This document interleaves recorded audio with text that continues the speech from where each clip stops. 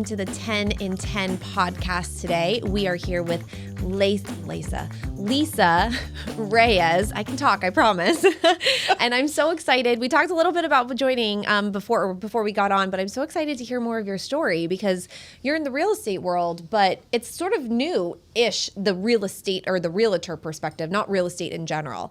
But you made this kind of transition to be a realtor, and I absolutely love your mentality that we don't see enough of these days with positivity plus mindset equals magic. And I think that's so cool. You don't think about that in realty or realtors at all. You know, it's kind of just a transaction kind of thing. So why that slogan and kind of what was the process in going from, title and escrow into being a realtor?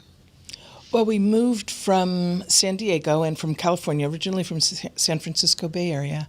Then we were down in San Diego.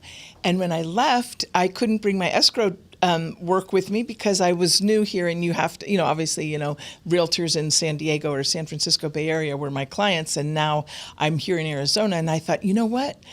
I am going to get my license because I just know that the world can use the best realtors, so I decided to get my license. I love it. Well, it's like moving to a whole new place. You don't have the same clients. Correct. And it's a totally different licensing from every state. Every city is about the same, like within the state, right? You don't have to get different licenses per city, but every state you go to have to get different licenses. Exactly. Yeah. And the municipalities sometimes have different ways and different paperwork that you have to do. Got it. Like the city of San Francisco is pretty strict about things, and so there were those different things.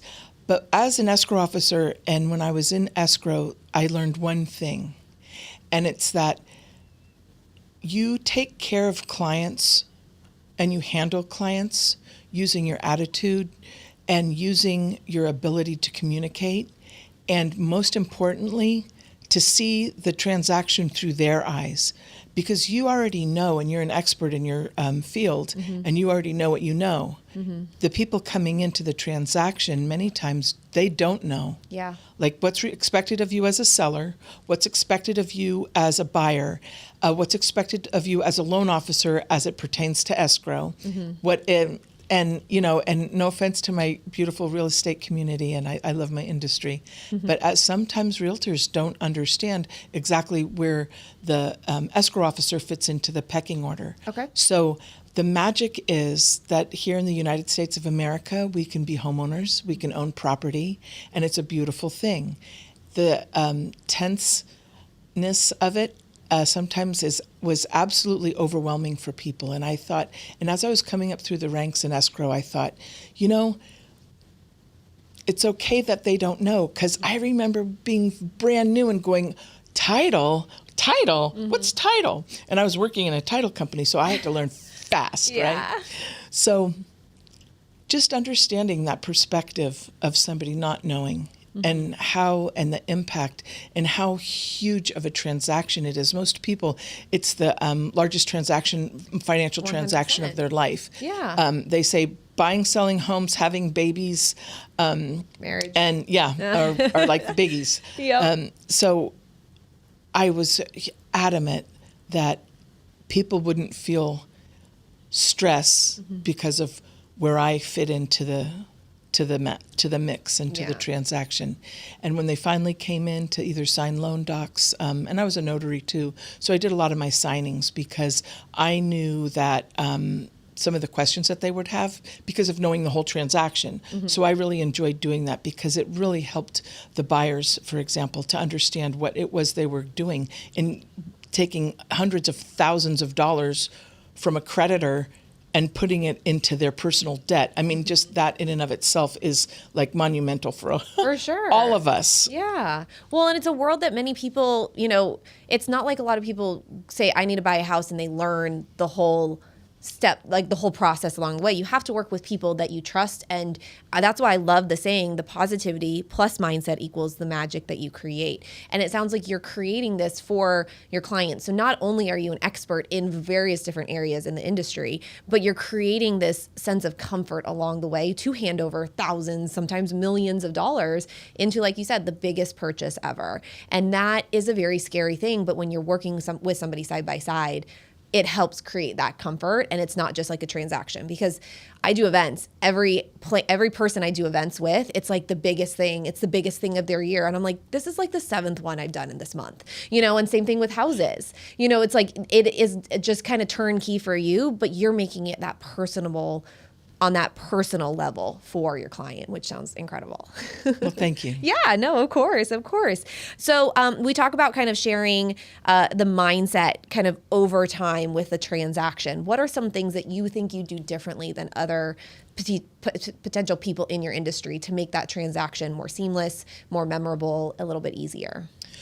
I have a system where when we start a transaction, for example, from the listing side, like I'll explain to them what their role is, because I think that to understand what your role is bigger than just having a list and a checklist. Checklists are great. I love checklists. Agreed. We all live by those. Agreed. Very organizational. Except for the fact that if you lived in a home that was a townhouse and it was a 2-bedroom, 2-bath, what your checklist would look like and how your situation is with being the seller of this property is different than somebody who has, like a 7-bedroom, 8.5-bath home with a tennis court and a swimming pool and a 7-car garage and, a horse, a stable and a, paddocks or whatever. Yeah. There's so much to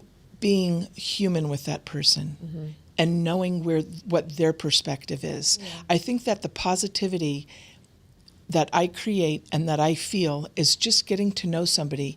And no, I hadn't walked a mile in their shoes, but I understand where their shoes have been. I understand where their mind has been. And I know, more importantly, where they're going. Yeah. Because that is their life. That's their next chapter. That's the fun part, yeah. And the not fun part is getting that house ready, whether it's 2-bedroom or 102 bedrooms, getting it ready and being prepared and knowing that people are going to come in and you might have a $10 million house. People are going to come in and criticize. Oh, 100%. So it's like all these different things.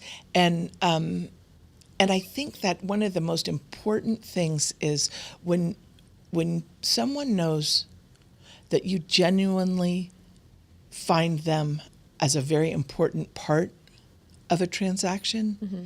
they'll begin to trust you far better, and it makes your credibility go sky high. Well, and you mentioned it earlier, that purchase of the 2-bedroom townhouse versus the 102 room house, it's still that accomplishment for that person, because that townhouse 2-bedroom can't afford the 102, bedroom house kind of thing. But that's a huge thing for them. That could be their castle. And I think that's how you're approaching it. It sounds like with these clients is like, you just did an amazing thing, that positive, like put you on that next step of whatever it might be, or get you out of a bad situation. Or maybe it was a, amazing situation they were in and they're not kind of there anymore. And so this is kind of the next phase. And it sounds like, through this positivity plus the mindset, you're almost coaching your clients into helping them create the next best thing, but you're doing it through real estate unknowingly. Yeah. Which exactly. is very unique, very unique. It's that value of positive mindset. Right? Yeah, exactly. And and the other thing too is that is an important thing to remember, in my opinion, is that in a transaction as a realtor, just as in escrow, it isn't about me. Mm-hmm. It's about me being in the background, like here, in your studio. You have so many people working together doing things. They're not being seen right at this moment, but their impact to the success mm-hmm. of this podcast, for example, is huge. Yeah. And so that behind the scenes thing is huge. And I think that realtors a lot of times too, because we're at the forefront to get the business, mm-hmm. sometimes that in people's mind is the omnipresent thing, as opposed to, it's okay, we're here now, we're in a transaction together, I'm your realtor, now your needs are going to be put first. Yeah, no, definitely. So what do you hope to see you've spent 5 years as a realtor, correct here? Is that correct? Okay, so what do you hope for in the next 5 years in the industry? In the next 5 years in the industry, I'm knowing that collaboration is the new cash. There you go. It's the new way that everybody will succeed. Your brokerage is by law where you have to hang your license. But the brokerage is not what makes the realtor. The realtor makes themselves. And I think that with my organization, we've done about $4 billion. Last year was $4 billion. And there's some heavy hitters in our organization who are some of the most humble people I think I've ever met.